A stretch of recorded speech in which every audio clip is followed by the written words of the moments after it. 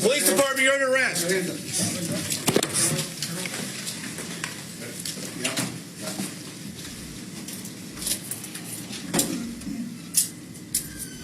Just so you know, you're being recorded, sir. Right there? Yep. I got it. This video comes from the Othello Police Department. The man being arrested is Kobe Williams. He was a supervisor with ICE. The Associated Press reports that in the year 2022, Williams was arrested in a sting by police in Othello, Washington, while going to a hotel room to meet who he thought was a 13-year-old girl he'd arranged to pay for sex. Williams, seen here, was 49 at the time. Here's more from the outlet. Williams had driven his government vehicle, which was filled with cash, alcohol, pills, and Viagra, and was carrying his ICE badge and loaded government firearm. The 22-year ICE veteran offered a rationale that turned out to be a lie, that he was there to rescue the girl as part of a human trafficking investigation. Williams is serving prison time for what prosecutors would call a reprehensible abuse of power. In 2024, the Tri-City Herald reported Williams told his wife in a recorded jailhouse call after he was arrested in July 2022 that he'd been working on the human trafficking investigation based on a DEA tip. His excuse was that he planned to meet with the victim to give her a hotline help number. Vanessa R. Waldreff, the United States Attorney for the Eastern District of Washington, would announce that Williams was sentenced on one count of attempted online enticement. Williams was convicted of this crime in May of 2024 following a jury trial, meaning they did not believe anything that he would present. United States District Judge Thomas O. Rice imposed a sentence of 135 months in federal prison to be followed by 15 years of supervised release. And how exactly did they get him? Justice.gov wrote, Williams replied to a decoy Craigslist post as part of an undercover law enforcement operation meant to identify individuals interested in and willing to meet with minors for sex. The post indicated that Rebecca was a 13-year-old prostitute. Over the next 3 days, Williams called and chatted over text with Rebecca, who Williams believed to be a minor. During those conversations, Williams discussed her age, what Williams would pay for sexual acts, his employment as a quote-unquote cop, and arrangements to meet her at a hotel for sex. Assistant U.S. Attorney Stephanie Van Martyr would tell the judge he puts on a different public persona, a stark contrast to his conduct. He wanted to meet up with a 13-year-old, all while using his official position to gain her trust. The prosecution did note at trial that Kobe Williams lied to the judge and, in addition, the jury. Van Martyr would continue. He lied to his wife. He didn't care about his family then, and he brought them in here as a prop. So as I look at this, here is my question. This one shames. This is a tragedy in many respects, but people at the Department of Homeland Security, I know there are great people there that come to work every single day and do their jobs and do it admirably. Unfortunately, Mr. recently married back here is not one of those people. He works for ICE, and he is an auditor for them, a civilian employee. When he was arrested, he said, "I'm ICE boys." Well, you know, unfortunately for him, we locked him up, we put him in our jail. He got reappropriated to our jail, and my understanding is he helped send people to send federal authorities. I think he's going to see some federal authorities because I think the feds are going to take this case. Why do these incidents keep happening with federal agents? Mr. Brashad Johnson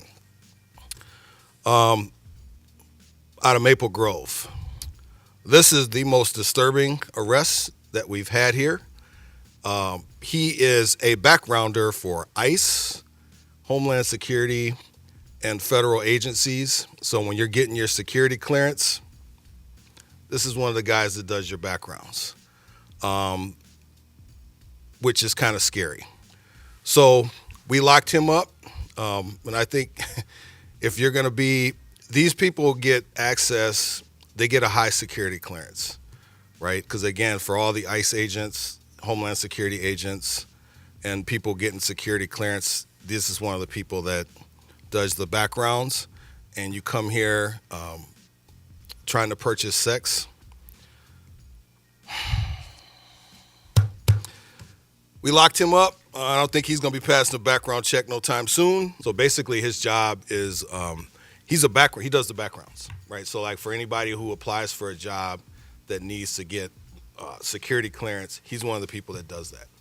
So he would go out to talk to people and see if they knew you or me or whoever, and then write those background reports. That was his job to do that. So let me be clear. So the federal government, they have a certain agency that does all their backgrounds, right? The DOD, Department of Defense. He works for them. So he does all the ICE backgrounds, HSI backgrounds, FBI. So whenever someone needs a security clearance, he's one of the people that does those backgrounds, but not just specific to ICE, other federal agencies also. What is going on over there? What is in the water? I am fully aware that not everyone is going to be the most upstanding citizen that you think they will be. But why do we keep seeing these cases over and over again within ICE and even DHS? Ask yourself that. And then think about, do you want these people protecting you? The ones who are involved in stings for prostitution, people who work in law enforcement. I remember seeing a story about an agent with CBP who was killing people. And it goes back to an AJ Plus piece that I saw. The former employer, of course, of former contributor Francesca Fiorentini, who said that they felt like Nazis and they felt like slave catchers because of the practice that they put forth in rounding up people and taking them away, predominantly because of their skin color. It is a must-watch piece. And AJ Plus does some really good features on their YouTube.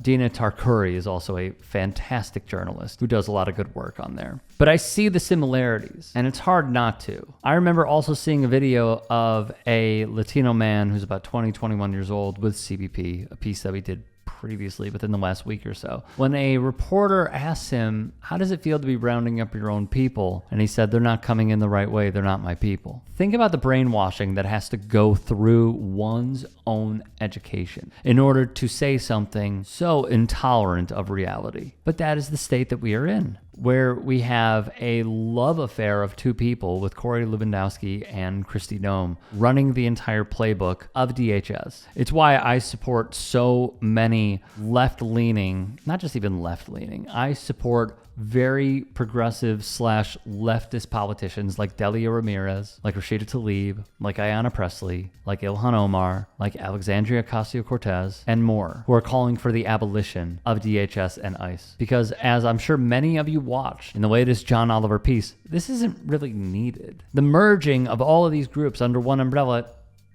it's not a necessity. And we have lived life previously without these agencies terrorizing our communities and people because they don't look white. And for many, the time is now to try and right a wrong, because this is what it looks like on steroids. And if you really think it won't happen again, it will. So that is why we need to elect people that are calling for these positions, which feel almost moderate at this point, because without it, we are doomed to repeat this.